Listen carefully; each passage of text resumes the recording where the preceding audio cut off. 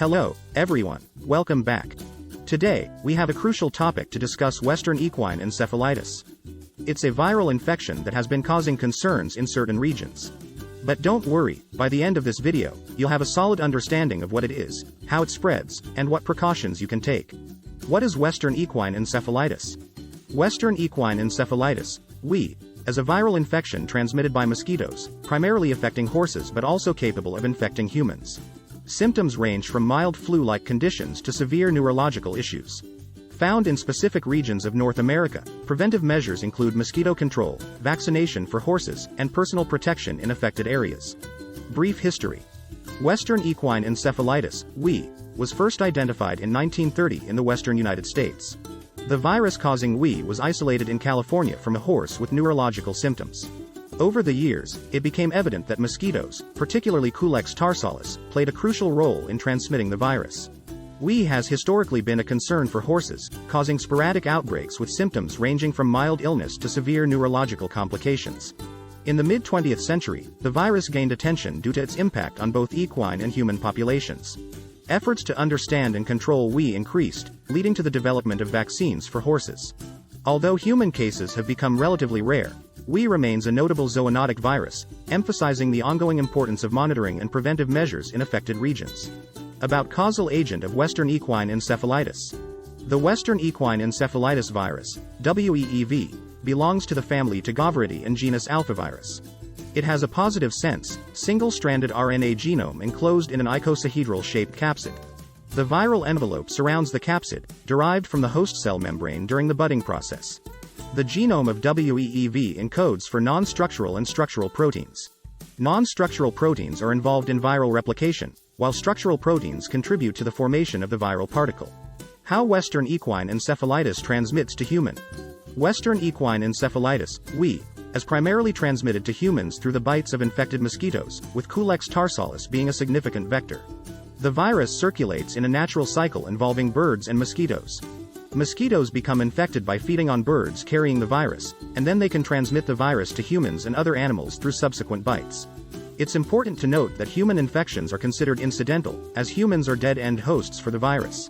While humans can become infected with WE, they do not play a significant role in the virus's natural transmission cycle.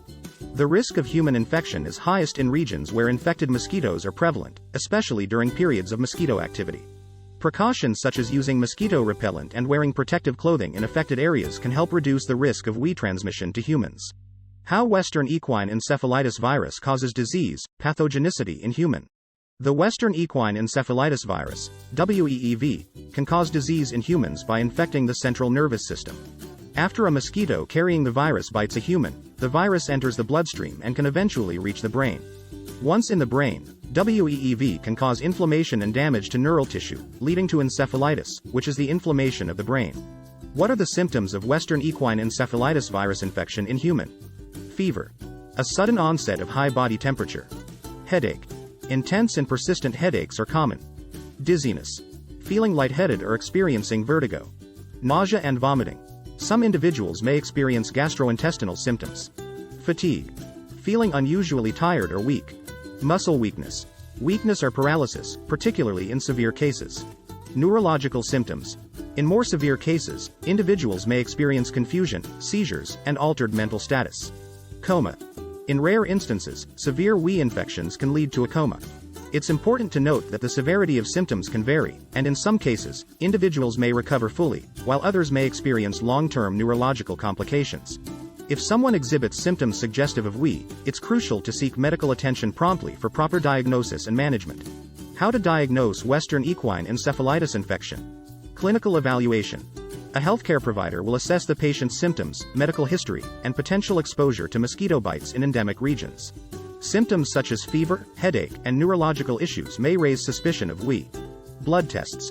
Blood samples may be taken to detect the presence of WE virus-specific antibodies or viral RNA. Serological tests, such as enzyme-linked immunosorbent assay, ELISA, can be used to identify antibodies produced in response to the virus. Cerebrospinal fluid analysis. If neurological symptoms are present, a lumbar puncture, spinal tap, may be performed to collect cerebrospinal fluid, CSF, for analysis. An elevated white blood cell count in the presence of the virus in the CSF can suggest central nervous system involvement.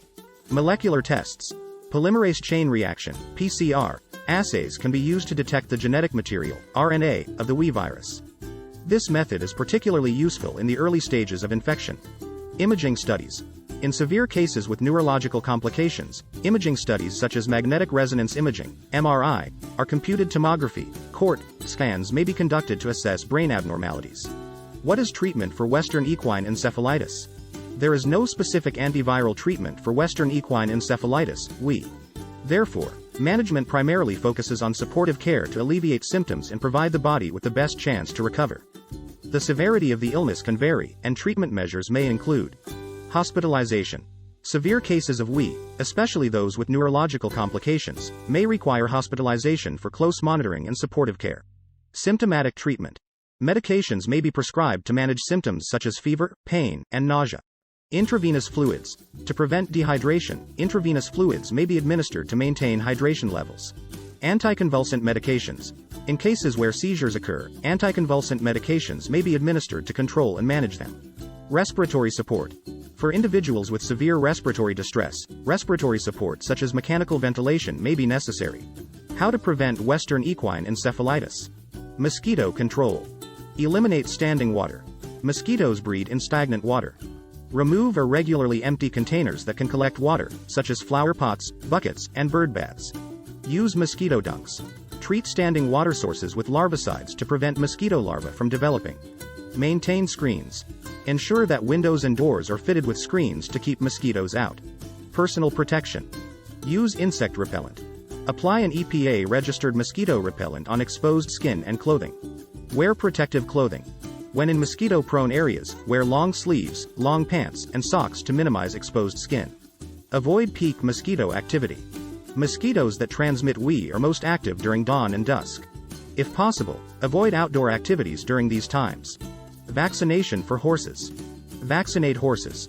Consult with a veterinarian to ensure that horses in endemic regions are vaccinated against WE. Public health measures. Surveillance. Monitor mosquito populations and report unusual clusters of animal or human cases to public health authorities. Public education. Raise awareness about the risks of WEE, mosquito bite prevention, and the importance of vaccination for horses. Travel precautions. If traveling to areas where WE is endemic, take additional precautions, such as using bed nets and staying in accommodations with screened windows. Community efforts. Engage in community-based mosquito control efforts to reduce the overall mosquito population in affected regions. Conclusion. Western equine encephalitis is a serious but preventable disease. By understanding its transmission, symptoms, and taking necessary precautions, we can safeguard ourselves and our beloved animals. If you're in an affected region, consult with your veterinarian for proper vaccination schedules. Thank you so much for tuning in today. If you found this video informative, don't forget to hit that like button, share it with your friends, and subscribe for more insightful content. Stay safe, and I'll see you in the next video.